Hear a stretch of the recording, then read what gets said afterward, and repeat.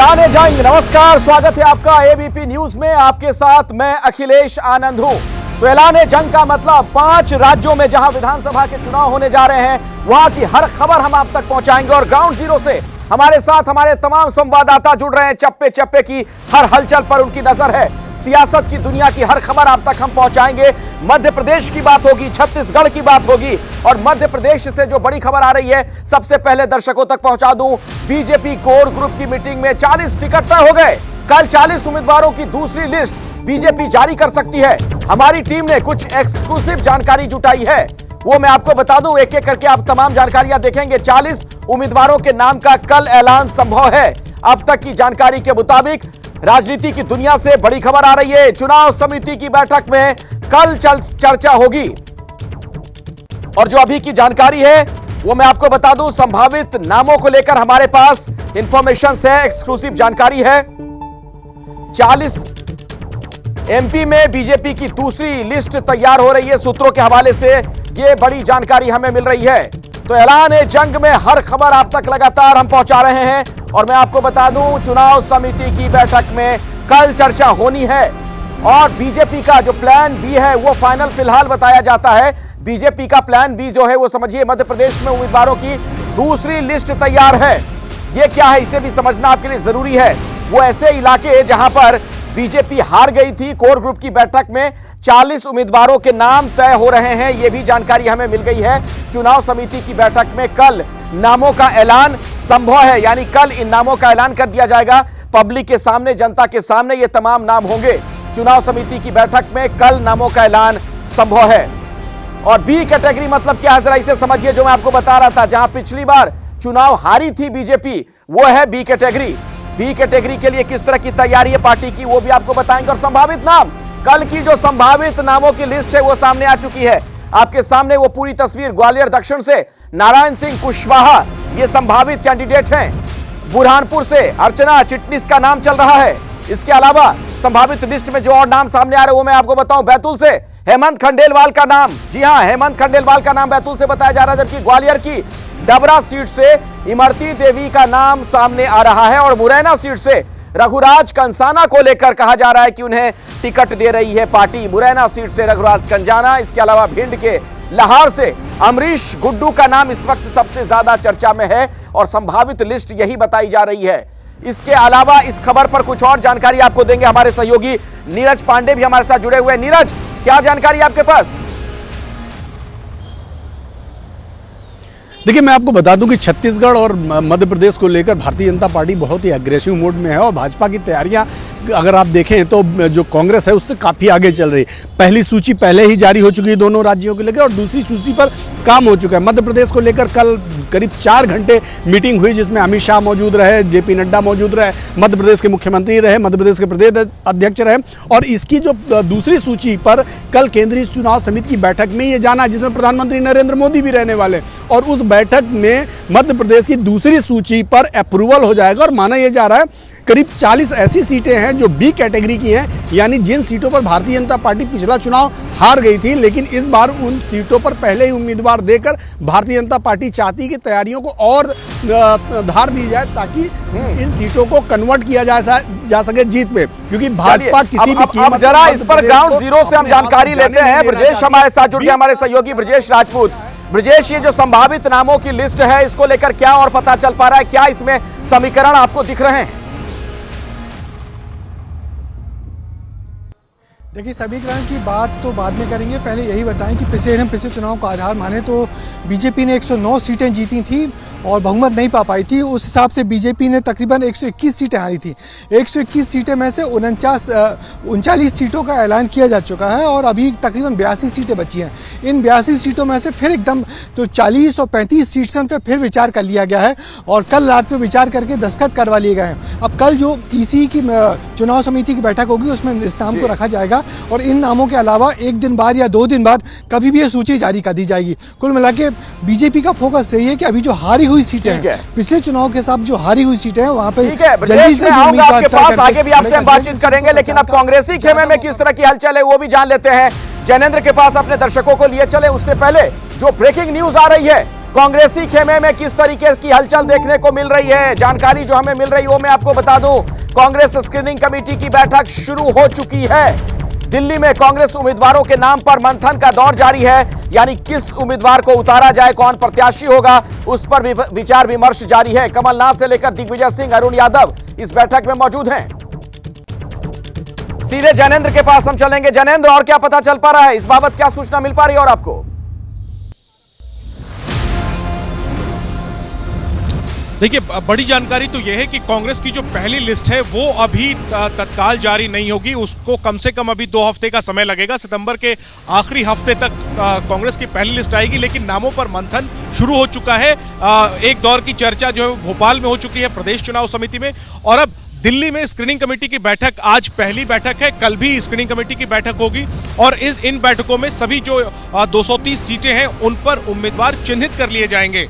आखिरी मोहर पार्टी की केंद्रीय चुनाव समिति लगाएगी, जिसके बाद ही सूची जारी होगी। और सूत्र जो हमें जानकारी दे रहे हैं उसके जिस तरीके से बीजेपी ने हारी हुई सीटों पर पहले फोकस किया है, उसी तरीके से आज की बैठक में यह तय हो जाएगा कि क्राइटेरिया क्या हो उम्मीदवारोर के नाम तय करने का, हारी हुई सीटों पर क्या हो, जीती हुई सीटों पर क्या हो, और वो सीटें जिन पर नजदीकी मुकाबला है उन पर क्या रणनीति बने। तो बैठक शुरू हो चुकी है। आपका भी बहुत बहुत धन्यवाद, और ब्रजेश आपका भी शुक्रिया दर्शकों तक ये पूरी जानकारी पहुंचाने के लिए। तो हलचल कितनी तेज है हर खेमे में, इसका अंदाजा आपको मिल गया होगा। कुल मिलाकर 5 राज्यों में चुनावी बयार चलने लगी है, और इसी हवा को अपने पक्ष में करने के लिए बीजेपी ने 3 राज्यों में 3 अलग अलग नामों से यात्रा शुरू कर दी। सत्ता रिटेन करने और सत्ता में वापसी के हिसाब से यात्राओं को नाम दिया गया है। तो दूसरी तरफ कांग्रेस भी एमपी में जन आक्रोश यात्रा कर पलटवार की कोशिश में जुटी हुई है। मध्य प्रदेश में जन आशीर्वाद यात्रा, राजस्थान में परिवर्तन संकल्प यात्रा और छत्तीसगढ़ में परिवर्तन यात्रा। 3 चुनावी राज्यों में अलग अलग यात्राओं के जरिए बीजेपी वोटरों को साधने में जुटी है। सबसे पहले मध्य प्रदेश की बात करें तो बीजेपी जन आशीर्वाद यात्रा के जरिए सत्ता में वापसी की तैयारी कर रही है। धन्यवाद देता हूं। 3 सितंबर से प्रदेश में जन आशीर्वाद यात्रा की शुरुआत हुई और अलग अलग जिलों से होता हुआ बीजेपी का रथ आज ग्वालियर पहुंचा है। बड़ी बात यह है कि जन आशीर्वाद यात्रा में बीजेपी ने अपने दिग्गज नेताओं को उतार रखा है। भारत माता की। इन 3 तस्वीरों को देखिए। खरगोन में गोवा के सीएम प्रमोद सावंत यात्रा के साथ थे, तो सिवनी में केंद्रीय सूचना प्रसारण मंत्री अनुराग ठाकुर मौजूद रहे। मुरैना में केंद्रीय मंत्री ज्योतिरादित्य सिंधिया और नरेंद्र तोमर नजर आए। इस तरह से कई और बड़े नेता यात्रा के साथ प्रदेश में पार्टी का माहौल बनाने जमीन पर उतरे हुए हैं। प्रदेश भर में 5 जन आशीर्वाद यात्रा निकली हुई है। 25 सितंबर तक पहले चरण की यात्रा चलेगी। इस दौरान 10,643 किलोमीटर का सफर तय किया जाना है।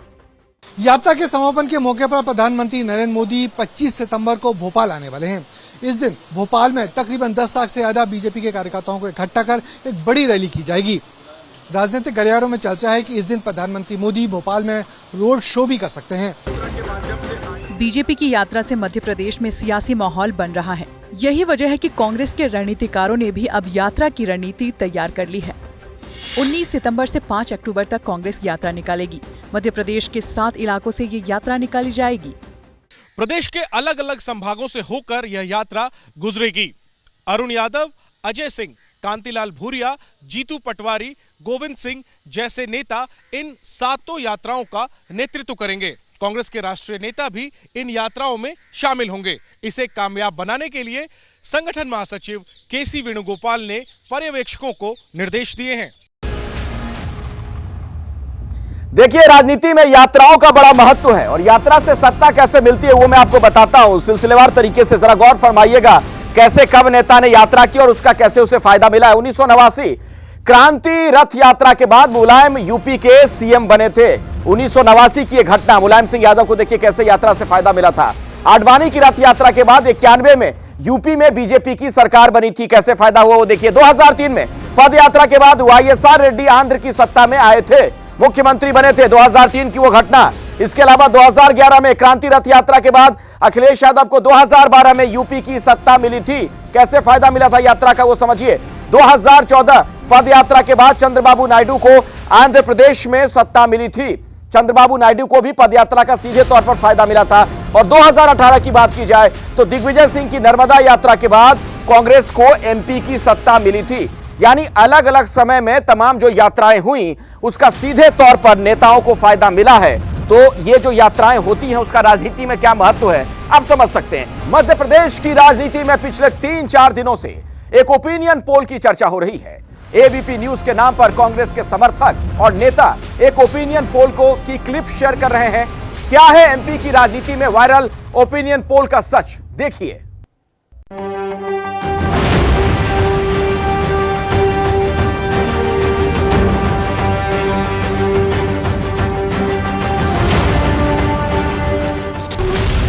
मध्य प्रदेश का सियासी तापमान गर्म है। इस गर्म माहौल के बीच 8 सितंबर को कांग्रेस के नेताओं ने सोशल मीडिया पर एबीपी न्यूज के नाम से एक ओपिनियन पोल शेयर किया।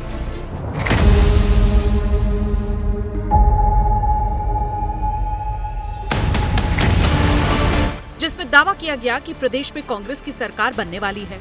इस खबर को पहले मध्य प्रदेश कांग्रेस के प्रवक्ता के मिश्रा ने सोशल मीडिया अकाउंट पर शेयर किया। बाद में पूर्व सीएम दिग्विजय सिंह ने भी सोशल मीडिया पर पोस्ट को शेयर करते हुए लिखा, ओपिनियन पोल, जनता बीजेपी को हराने का मन बना चुकी है, लेकिन कांग्रेस कार्यकर्ताओं को जनता के बीच में रहकर भाजपा सरकार के झूठे वादे, भ्रष्टाचार व गरीबों पर दबंगों द्वारा अत्याचार के खिलाफ अभियान तेज करने की आवश्यकता है।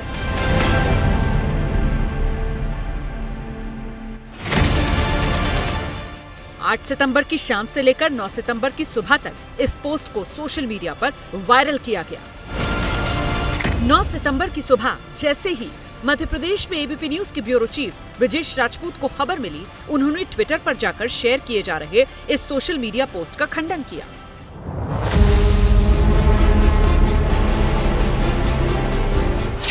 नौ सितंबर को 9:32 का वक्त था जब मैंने ट्विटर पर जाकर वायरल हो रही पोस्ट के बारे में सही जानकारी दी और इसके बाद कांग्रेस प्रवक्ता के मिश्रा ने भी उस ट्वीट को हटा लिया। थोड़ी देर बाद ही हमारे चैनल के संपादक संत प्रसाद राय ने भी उस वायरल हो रही पोस्ट का खंडन किया। इतना होना था कि मध्य प्रदेश की राजनीति में फर्जी ओपिनियन पोल को लेकर कांग्रेस और बीजेपी के बीच सोशल मीडिया पर ही जंग शुरू हो गई।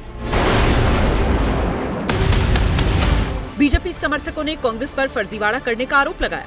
मौका मुख्यमंत्री शिवराज सिंह चौहान को भी मिल गया। 9 सितंबर की सुबह 11:02 पर उन्होंने भी ट्वीट करते हुए लिखा, कांग्रेस को झूठ का सहारा है, लेकिन इस बार झूठे और फर्जी सहारे काम नहीं आएंगे, इसीलिए कांग्रेस को जन आक्रोश झेलना पड़ता है। असल में एबीपी न्यूज के ओपिनियन पोल के ग्राफिक्स प्लेट में छेड़छाड़ की गई और जो असली नंबर थे उसे बदल दिया गया। एबीपी न्यूज ने मध्य प्रदेश का ओपिनियन पोल 27 जून को किया था। उस ओपिनियन पोल के आंकड़ों के मुताबिक मध्य प्रदेश में कांटे की लड़ाई थी, लेकिन एबीपी न्यूज के ग्राफिक्स प्लेट में छेड़छाड़ करने वाले ने कांग्रेस का नंबर बढ़ा दिया। वैसे कांग्रेस के नेता और पूर्व मुख्यमंत्री दिग्विजय सिंह अब भी मान रहे हैं कि राज्य के सभी सर्वे उनकी पार्टी के पक्ष में हैं। देश प्रदेश में ये आम राय बन चुकी है, सारे सर्वे भी यही दिखा रहे हैं कि इस चुनाव में भारी बहुमत से कांग्रेस पार्टी की सरकार बनने वाली है। अब जरा हकीकत को समझिए। 27 जून को एबीपी न्यूज ने मध्य प्रदेश का ओपिनियन पोल किया और उसके मुताबिक बीजेपी और कांग्रेस दोनों को 44% वोट शेयर मिलता हुआ दिख रहा है। बीएसपी को 2%, अन्य के खाते में 10% वोट शेयर है। और जहां तक सीटों का सवाल है तो उसी ओपिनियन पोल में बीजेपी को 106 से 118 सीट, कांग्रेस को 108 से 120 सीट मिलती दिख रही थी। बीएसपी को 0 से 4, अन्य को भी 0 से 4 सीट मिलने का अनुमान था। मतलब मध्य प्रदेश में मुकाबला उस वक्त काफी कांटे का दिख रहा था। 27 जून के बाद एबीपी न्यूज ने मध्य प्रदेश का कोई ओपिनियन पोल नहीं किया है। दर्शकों से हमारी अपील है, इस तरह के किसी भ्रामक दावे को सही ना मानें। एबीपी न्यूज के 27 जून के ओपिनियन पोल के बाद बीजेपी ने मध्य प्रदेश में अपनी चुनावी तैयारियां तेज कर दी हैं। कमजोर कड़ियों को मजबूत किया जा रहा है। नेताओं के दौरे बढ़ा दिए गए हैं। शिवराज सिंह चौहान शहर शहर और गांव-गांव का दौरा कर रहे हैं। मतलब ये है कि बीजेपी ने 27 जून के ओपिनियन पोल को गंभीरता से लिया और जीत की तैयारी तेज कर दी। इस तैयारी के तहत गृह मंत्री अमित शाह ने खुद से चुनावी कमान संभाली। प्रदेश में 39 कमजोर सीटों पर उम्मीदवारों के नाम का ऐलान किया। जन आशीर्वाद यात्रा में दिग्गज नेताओं को जमीन पर उतार दिया। दूसरे राज्यों से लाकर सभी सीटों के लिए एक-एक पर्यवेक्षक बना दिया। चुनाव जीतने के लिए तैयारी कांग्रेस भी कर रही है, लेकिन बीजेपी के नेता जिस तरह से मेहनत कर रहे हैं वो उनके चुनाव लड़ने के अंदाज को दिखाता है। फिलहाल कांग्रेस ने तो फर्जी ओपिनियन पोल शेयर करके अपनी किरकिरी करवा ली है।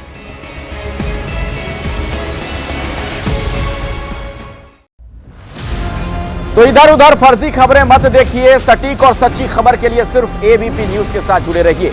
जैसे ही घड़ी का काटा दोपहर 2:30 पे आए, बबीता जी का दिल सास बहू साजिश के लिए मचल जाए। और ये है इनकी बहू, पूरे दिन ऑफिस की टेंशन हो जाए गॉन जब ये करें अपना फेवरेट शो फ्री टाइम पे ऑन। इनकी तरह आप भी देखिए अपना फेवरेट शो अपने टाइम पर और डाउनलोड कीजिए एबीपी लाइव ऐप अपने स्मार्ट टीवी पर।